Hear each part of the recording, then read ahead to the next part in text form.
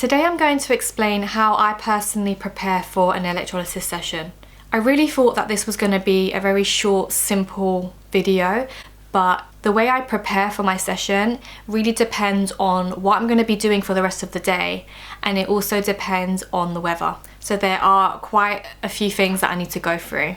Because there are loads of things that you need to be careful with after your session, that's why you need to sort of think about what you're going to be putting on your face before. The first thing that everyone needs to do before the electrolysis session is to make sure that their hair is long enough for them to be able to slide out with tweezers. Electrolysis isn't like laser where you need to shave the area before you go. You need to grow the hair at least a few millimeters so that they're able to slide the hair out once they've destroyed it. Because the way it works is they insert the needle into the hair follicle, they destroy it, and then they need to be able to take that hair out. It simply slides out anyway because it's destroyed and it's not connected to his blood supply. But for them to be able to grab the hair and even see where they're supposed to put the needle in, the hair needs to be a few millimeters long. Another thing that I make sure that I'm doing is, this does depend on the area you're getting electrolysis done,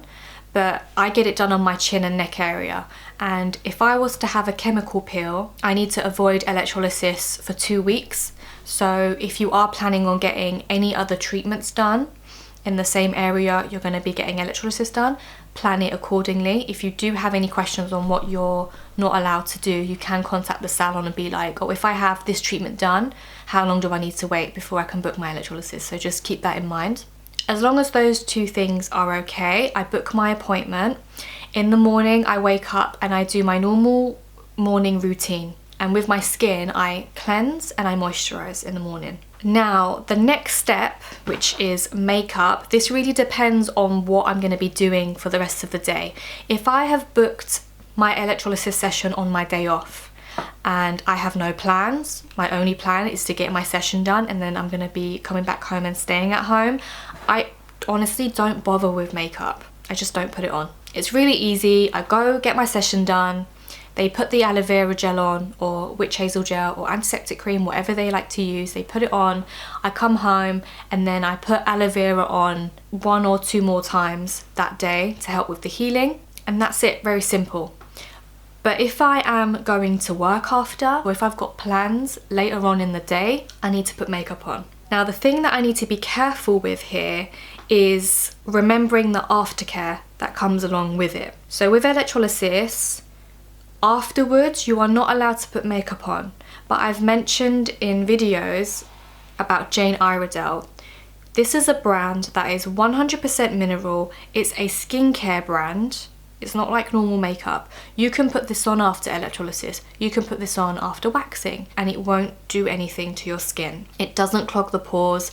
This pressed powder foundation in particular, it's antibacterial. There's no possibility of bacteria building up on this powder because of what it's made from. So if I'm going to be putting makeup on and they're going to wipe the chin and neck area, it's going to be very obvious that makeup has been taken off. Some people don't care. They just leave it like that. If I do want to blend out my makeup back into my chin again, I can do it with the Jane Iredale makeup. Another thing that I need to think about when it comes to makeup is removing it afterwards. So in the evening, I need to remove that makeup and I need to make sure I avoid any harsh soaps in the area I've had electrolysis done. There are some beauty therapists that say after your electrolysis session, you need to keep the area clean.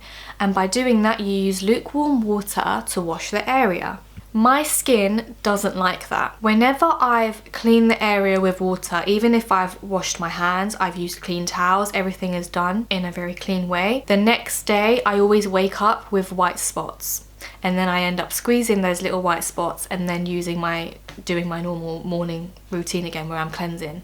Sometimes it just clears up and then other times it doesn't and I get a few more of those white spots. What has worked for me and a lot of other people that have the same problem as me is avoiding water. The day I get electrolysis done, I don't put anything on my skin apart from, like on the area, apart from aloe vera gel. And then when I wake up in the morning, my skin is completely fine. So there are certain things that I've done which is trial and error, and I'm going to explain different things that I've done so that you can try them out and see what works for you. So the majority of the time, I personally just put eye makeup on. I put some concealer, eyeliner, mascara, I do my eyebrows. You know, I get the electrolysis done, get on with my day. In the evening when I come back home, all I need to do is put eye makeup remover on cotton wool and just remove it off of my eyes, and then I go to sleep. I don't need to get any water in any other areas of my face. And then when I wake up in the morning, I do my normal routine and my skin's fine. If I am going to be going out in the evening and I want more makeup than eye makeup, I want more coverage, that's when these two babies come in. This is the Jane Iredale Pressed Powder Foundation. This is the Jane Iredale BB Cream. I use one or the other depending on the weather and my skin. In the warmer months, I use the Pressed Powder Foundation. The coverage is buildable. If I have any redness, it covers it. I can build it up. Even though it's powder, once you set it, it doesn't look powdery. In the summer, I don't set it, and what it does is throughout the day, it just melts into my skin naturally and it looks like it was set. If I put this on all over my face, when I go to my electrolysis session and she wipes the chin area, it is quite obvious where she would have wiped it off because I like to pack this powder on quite a lot. But what can happen is once they put the aloe vera gel on after my session, once that gel has absorbed nicely into my skin, because if I put this on straight after, it will get patchy, I can go in with this and I could blend it in. And this has SPF 25, I believe. So what happens is I can cover the redness and my skin has SPF protection.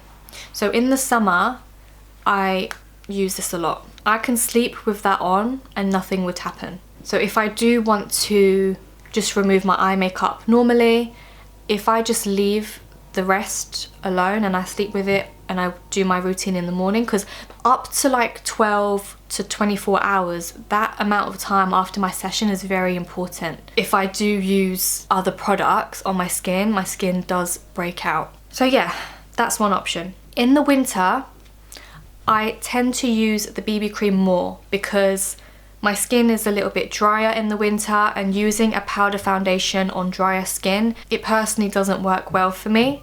But using the BB cream is a little bit more hydrating. This says it's full coverage, but I don't use it the way you're supposed to. I think it gets way too cakey and greasy and it creases like mad, and you can definitely feel it on your face. But I have a video showing you how I use this. I'll link it in the eye at the top. I use the smallest amount on a big buffing brush, buff it all into my skin. It just evens out my skin tone a little bit because I use such a small amount, and it just gives me a glow and it feels like hydrating, and that's what I prefer when my skin is feeling more dry in the colder months and in winter. So right now I've got it on my face today because it's winter, it's cold. I use this. If I use this all over my face and I've basically put this makeup on right now, when I go to my electrolysis session, if I was to go, they would wipe the chin area.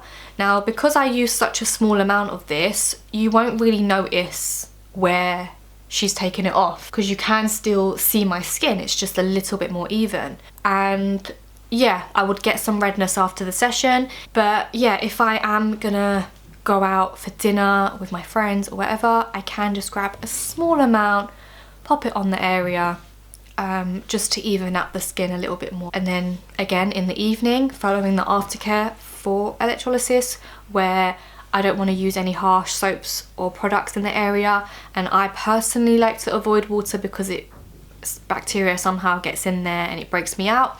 I just remove the makeup with my eye makeup remover. Just need to take a breather, take a break from talking. Another thing that I want to mention is sun cream. So you're supposed to really protect your skin from the sun after having electrolysis, especially if you've had a very long session and that area is hot, it's red, you need to protect it from the sun. Now, what I personally found, again, when I put normal sun cream on the area and I slap it on to protect it from the sun, I break out the next day. I get those little white spots. That's why I personally have tried the Jane Iredale powder foundations where it's got SPF inside, and it works better for me. So try out different brands, try out different forms of SPF. Jane Iredale also have a translucent SPF powder. So if you're someone who doesn't wear makeup, you can just get the, I think it's called Powder Me SPF, get the shade translucent. So yeah, it is all trial and error. If you have tried everything and you are still getting those little white spots, your skin could just be on the sensitive side and you could just be prone to it. There were times where I followed everything and I still broke out, and that was because I had a very long, intense electrolysis session. This was like early stages of my journey. Drinking loads of water before and after your electrolysis appointment really helps. You should be drinking loads of water anyway. What was I going to say? Oh yeah, pain. I personally can bear the pain for electrolysis and I don't need to use anything to help, but I've asked many of my clients on what they've tried and what works. Some of my clients use paracetamol. They take one an hour before their session, half an hour before their session, and just to make it like get it to kick in, and then they find that it does help with the pain. Some people found that it didn't help. So try it and see what works for you. Some people use numbing cream.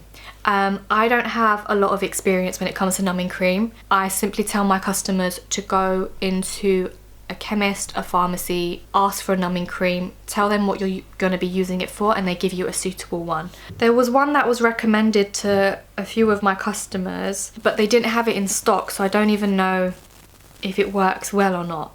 But let me just give you the name of it, because if it's out of stock, it must be good. So I believe it's this one. It's called Emla.